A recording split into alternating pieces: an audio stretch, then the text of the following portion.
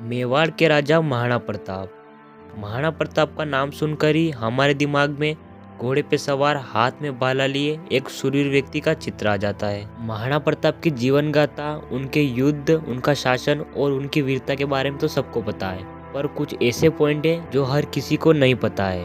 तो आज की वीडियो में हम ऐसे कुछ पॉइंट देखने वाले हैं जो शायद आपने पहले कभी नहीं सुने होंगे।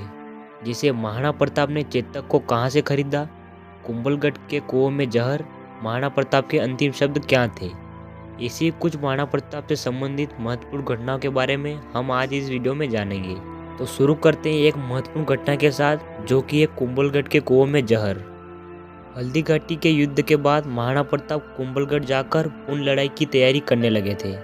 तब शाहबाज खान ने आकर कुंभलगढ़ दुर्ग को घेर लिया था और एक सामंत को रुपयों और जागीर का लालच देकर अपने पक्ष में करके उसने कुंभलगढ़ के बड़े कुएं में जहर मिलवा दिया। फिर जब वहां के लोगों ने पानी पिया और उनकी मौतें होनी शुरू हो गई और महाराणा प्रताप को इस बारे में पता चला, तो किले के कुछ विश्वासमंद लोगों की सलाह से महाराणा प्रताप दुर्ग के पास एक जंगल में चले गए। शत्रुओं के भयंकर आक्रमण को देखकर बाद में दुर्ग के फाटक खोल दिए गए और इसके बाद बहुत से राजपूत वीरगति को प्राप्त हुए और किले पर शाहबाज खान का कब्जा हो गया। तो अब बात करते हैं एक महत्वपूर्ण घटना के बारे में, जो कि है चेतक को खरीदना। चेतक को खरीदना महाराणा प्रताप के जीवन की एक महत्वपूर्ण घटना में से एक है। महाराणा प्रताप जब एक राजकुमार थे, तब कधार नाम का एक व्यापारी आलम नाम का घोड़ा बेचने के लिए नगर आया। घोड़े की विशेषताएं सुनकर प्रताप ने व्यापारी को बुलाया और घोड़े की परीक्षा करने के लिए आलम घोड़े को एक बड़े मैदान में खड़ा करके उसके खुरों को लोहे की किसी मजबूत वस्तु के साथ जमीन में गाड़ दिया। इसके बाद महाराणा प्रताप घोड़े पर सवार हुए तथा चाबुक लगाकर एड़ लगाई। घोड़े के चारों खुर वहीं गड़े रह गए और लहूलुहान घोड़ा मैदान में दौड़ता रहा। घोड़े को रोककर जैसे ही प्रताप नीचे उतरे, घोड़ा वहीं गिरकर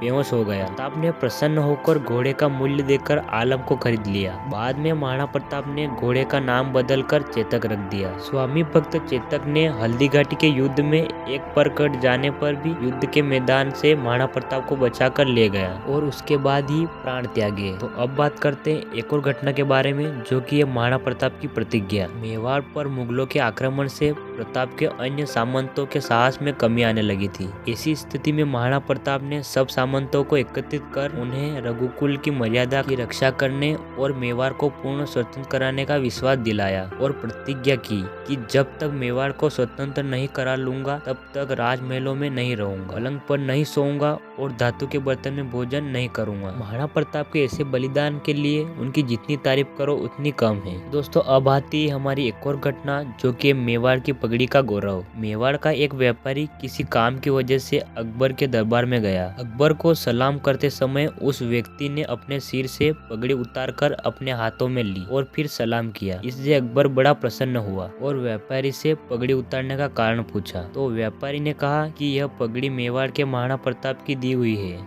इस कारण यह झुक नहीं सकती। ऐसा कहते हुए व्यापारी ने मेवाड़ की शान बढ़ाई और महाराणा प्रताप की लाज रखी। महाराणा प्रताप के जीवन में एक और महत्वपूर्ण घटना निकल कर आती है, जो कि है महाराणा प्रताप द्वारा यजमानों को रोटी देना। ये बात है उस समय की, जब महाराणा प्रताप और उनका परिवार 3 दिनों से भूखा था। कहीं से अनाज की व्यवस्था कर कुछ रोटियां बनाई और सबको अपने अपने हिस्से की रोटियां दे दी, किंतु प्रताप की पुत्री ने अपना हिस्सा शाम को अपने छोटे भाई को देने के लिए सुरक्षित रख दिया। कुछ देर बाद यजमान आए, किंतु महाराणा प्रताप के पास उन्हें देने व खिलाने के लिए कुछ भी नहीं था। महाराणा प्रताप की समझदार पुत्री अपने पिता की स्थिति समझ गई और भोजन का अपना बचा हुआ हिस्सा ले आई और महाराणा प्रताप को दे दिया। जब यजमान रोटी खाकर चले गए, तो उसके कुछ क्षण बाद उनकी पुत्री बेहोश हो गई और बहुत प्रयत्न करने के बाद ही होश में आ सकी। महाराणा प्रताप को जब बाद में अपनी पुत्री की समझदारी व त्याग के बारे में पता चला, तो उन्हें बहुत दुख तो हुआ, परंतु अंदर ही अंदर वह अपनी पुत्री पर गर्व कर रहे थे। महाराणा प्रताप की तरह उनकी पुत्री ने भी अपने गौरव की रक्षा की और अपने पिता का मान रखा। तो दोस्तों, अब बात करते हैं एक बहुत ही महत्वपूर्ण घटना के बारे में, जो कि है महाराणा प्रताप के जीवन का अंतिम दृश्य और इस वीडियो का भी, जो कि है महाराणा प्रताप के अंतिम शब्द। जी हाँ दोस्तों, महाराणा प्रताप के अंतिम शब्द क्या थे।